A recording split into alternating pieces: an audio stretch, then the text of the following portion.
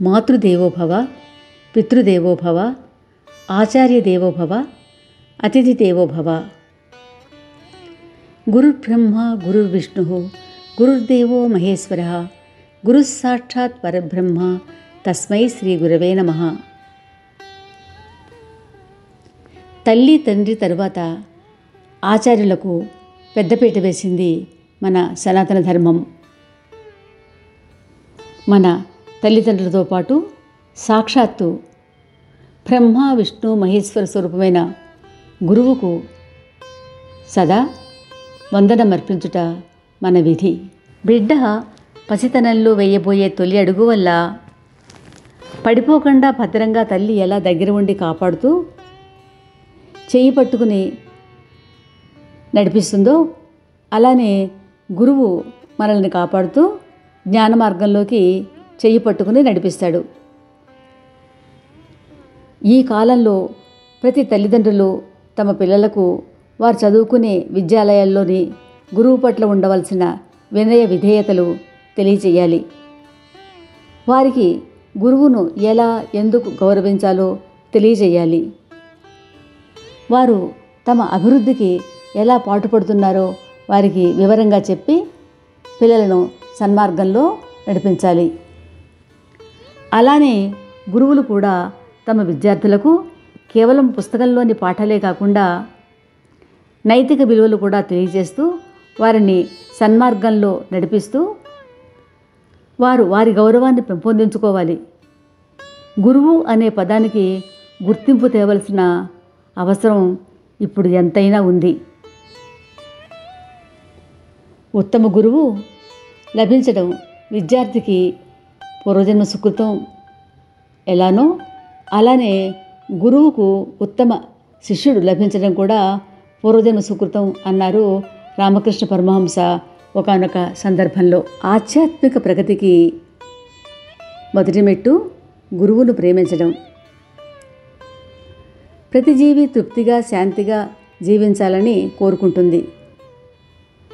సద్గురువు తనను ఆశ్రయించిన భక్తునికి అవి పరిపూర్ణంగా ప్రసాదిస్తారు. తృప్తి శాంతిని పొందిన మనసు ఇక వేటిపైన ఆసక్తిని కానీ అనాసక్తిని కానీ పొందదు. సద్గురువు ప్రసాదించే దివ్య ఫలములే తృప్తి శాంతి. అజ్ఞానం నుండి జ్ఞాన మార్గంలోకి నడిపేవాడు గురువు. సద్గురువు పొగడ్తలకు నిందలకు మార్పు చెందడు. తన అనుభవాల ద్వారా పొందిన జ్ఞానాన్ని శిష్యులకు తెలియజేసి వారి అభివృద్ధికి పాటుపడతాడు గురువు. శిష్యుడు క్షణక్షణము ఆత్మవికాసానికే కృషి చేయాలి. అది ఒక్కటే అతని జీవిత లక్ష్యం కావాలి. ఆ లక్ష్యం చేరాలంటే సద్గురు సాంగత్యం కావాలి. మనిషి సంసార జంజాటంలో చిక్కుబడిపోకుండా జ్ఞానం ద్వారా మోక్షం పొందే మార్గం రాగద్వేషాలు లేని సద్గురువు ద్వారానే లభిస్తుంది.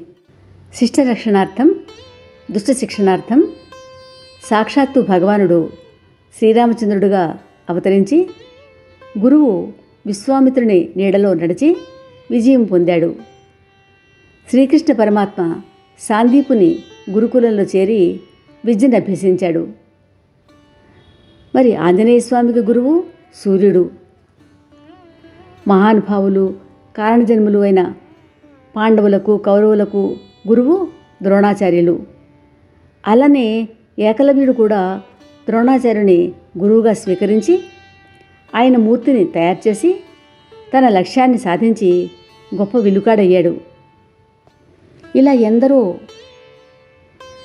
మహనీయులైన గురువుల వద్ద శిష్యరికం చేసి మానవాళికి మార్గదర్శకులయ్యారు. ఎవరినైతే మనం గురువుగా స్వీకరించి వారి నుండి జ్ఞాన మార్గం పొందామో, ఏ గురువు ద్వారా మనం విద్య ధనబలం అధికారం మొదలైన ఉన్నత స్థాయిలోకి చేరామో, ఏ గురువు ద్వారా ఆధ్యాత్మిక ప్రగతి పథంలో నడవగలుగుతున్నామో, ఏ గురువు ద్వారా మనం మంత్రోపదేశం మొదలైన వాటితో భగవత్ సన్నిధానాన్ని చేరగలము అనుకుంటున్నామో, ఆ గురువుకు ప్రత్యేకంగా ప్రతి ఏడాది ఆషాఢ పౌర్ణమి నాడు గురు పూజ పేరుతో సత్కరించుకోవటం మన ముఖ్య విధులలో ఒకటి.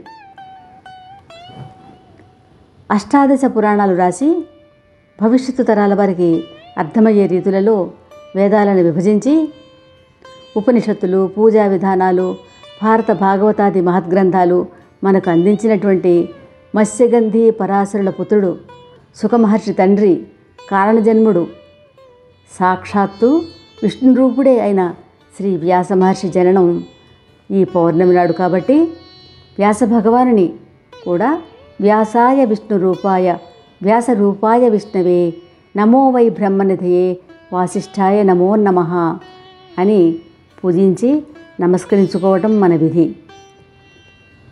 అలాగే విద్యార్థులు తమ గురువులను కూడా సత్కరించుకోవాలి. ఇది తప్పనిసరి. మోహనవాణి తెలుగు పోడ్కాస్ట్ ఛానల్ని లైక్, షేర్, సబ్స్క్రైబ్ చేయండి.